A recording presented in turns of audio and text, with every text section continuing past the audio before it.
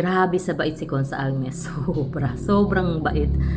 Kahit ako hindi ako magpaniwala kagabi pero sinamantala ko na din kasi sa dami nang naitulong niya sa amin. Ito talaga yung imagine niyo kagabi bumiyahe kami 5 oras more or less mula Zambales to Kalumpit kasi uwi na rin kami.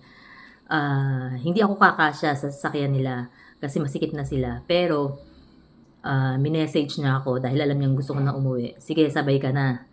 So pagdating ko dun sa sasakyan, sa halip na ako yung papwestuhin niya dun sa likuran, siya yung nandun. Ang sikip-sikip dun kasi nandun din yung mga bags.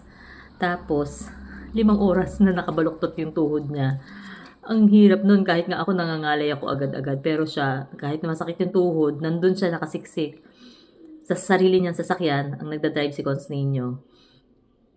Nagtiyaga siya. 5 oras. Imagine niyo sa halip na bumabiyahe sana siya ng komportable.